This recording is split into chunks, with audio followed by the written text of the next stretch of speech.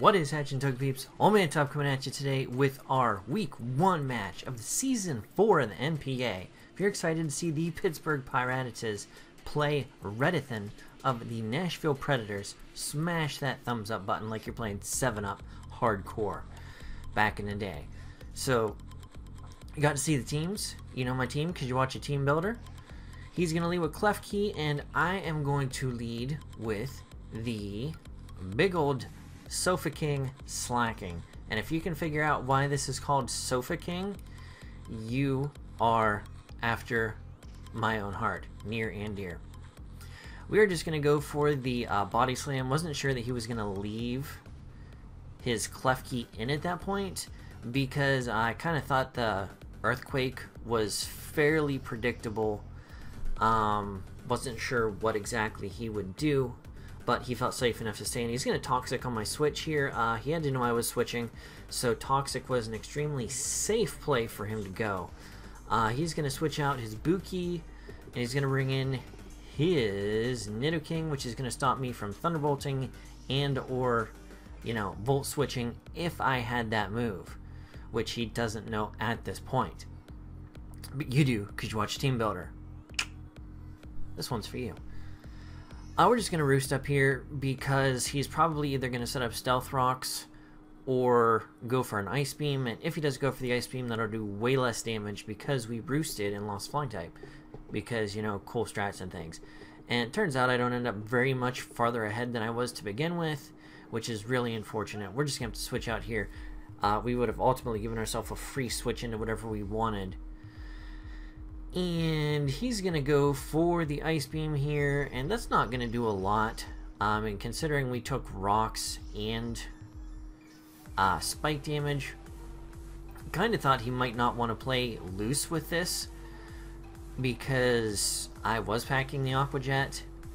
Unfortunately, he is able to take us out even with our defensive investment, and that made me cry tears of, you know, failures past. Not starting out too terribly fantastic, but we are going to send out our World Snake here, the Zygarde, who I've been itching to play with.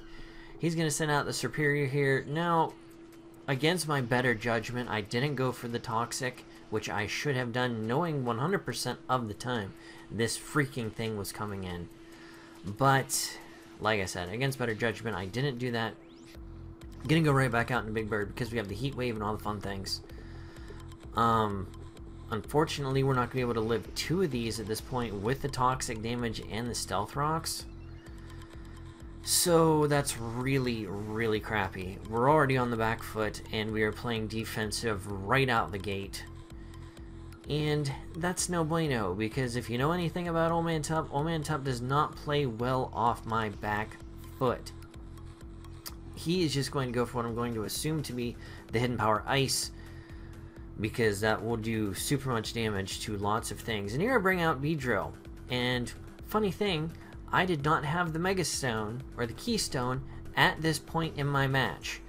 I made that apparent to Redithan as soon as I discovered that. I apologize to everybody. I have multiple copies of this game and thought I had it. This was my very first copy of the game. Thought I 100%ed it. Didn't. So the first match, we are Keystone-less, so we don't get to Mega up on Mega Beedrill, which really sucks because it's the fastest thing on my team. It's the only thing I think I brought that caps 100 speed, and that is so much sadness. But, yeah. And he has a Ground Weakening Berry. We're just going to hit 1,000 arrows here. And that does pitiful damage. Pitiful, pitiful, pitiful damage. Because I believe this is after he set up the Reflect. Stop looking at the screen to explain how bad I am. Because, yeah, I bet he set up the Reflect on the U-turn from the Mega Beedrill. Or the not Mega Beedrill. Alright. But I come in here and I took damage, right? Yep, took damage, so it revealed that I am not the Magic Art ability. I am 9 times out of 10 Regenerator, because why the heck would I bring Overcoat? Yeah. Wink to the Bolt Punch Club who caught that in my team building when I asked to review. We're just going to go for the Psychic here, because we don't want free free anythings for anybody. Gonna get the regenerator switch in there, and would have been real. I mean, it's not gonna matter. Really, just sacking this thing at this point because it's gonna do us no good whatsoever because he knows we can't Mega Evolve and its base speed is booty sauce. So Beedrill's gonna go down without getting its Mega Week 1. Like I said, already talked to Redithan in match about it, and we were both fine to continue playing. He did wonderfully and graciously offer to restart after I went and got the Mega Stone, but I told him, nope, that's my fault for being a bonehead and not double checking and making fun of the people who've done it in the GBA when I was in the GBA. Karma is coming back to me. But, like I said, we'll have it for our next match. We're going to go out into Sofa King, and he's going to bring out KreselleKey. We're going to switch back out into Flubber, who is going to catch us Toxic, if I'm not mistaken, and unfortunately, it is going to hit us, and we are the Regenerator and not the Magic Guard, because we would have literally no damage on us at this point if we were no guard. Or, yeah, no guard. Wow. Magic Guard. He's going to set up the Reflect again here. I'm just going to go for a cover to try and get up as much health as I possibly can. My guess is his only attacking move at this point is the Foul Play to catch some other things. Especially if I was a DD Zygarde to get me super much hits. And we do see here he does have the Foul Play, and that does pathetic damage. We do have the Cobra Berry, which weakened it. And we're going to miss a Focus Blast here. Not that that mattered ultimately in the grand scheme of things. Not entirely certain how much damage exactly that would have done. I don't believe enough, like I said, to make that much of a difference in the rest of the match. But he's just going to go for a Foul Play here. That's going to do pretty decent damage to Sofa King because Sofa King has like 1,000 base attack. Look it up. Gotcha. Alright, gonna go for the Earthquake here just to hopefully get this thing out of my face.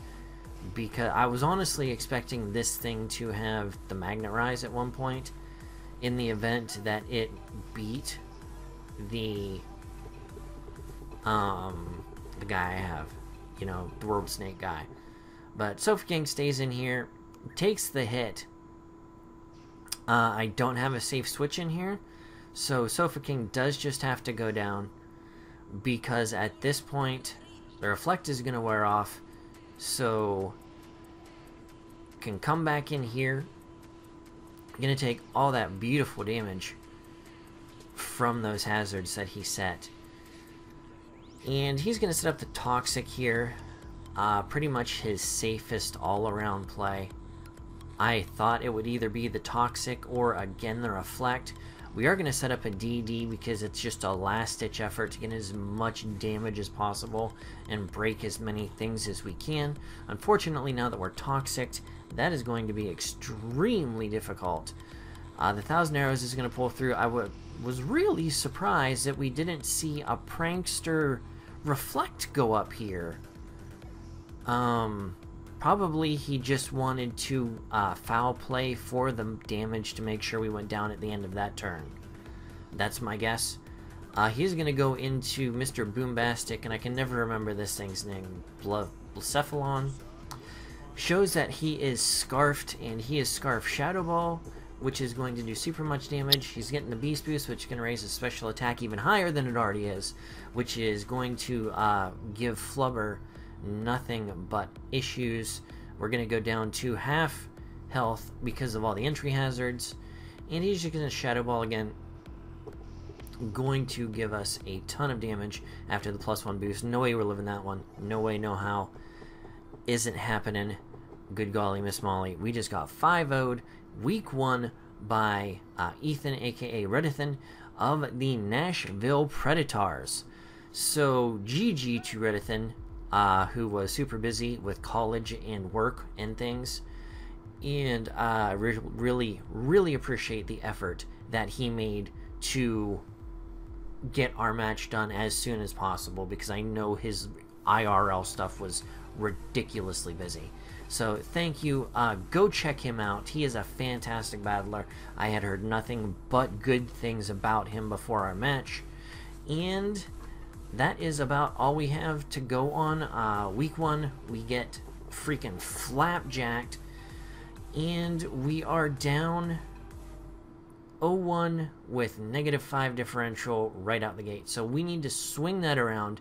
Next week, week 2, we will be playing Dan, aka aDrive, aka the guy who always beats me with Victini. I swear, every time I've played him, he's had Victini and it's killed 2 to 3 of my mons every single time. So we gotta make sure that we have something for that. Coming for you. But anyways, like I said, check out everybody in the links. Wanna give a shout out to the front office, which is Bill Standish and Trogdor. Want to give a shout out to KreselleKey, one of the coaches of the NPA. I really hope I said that the right way.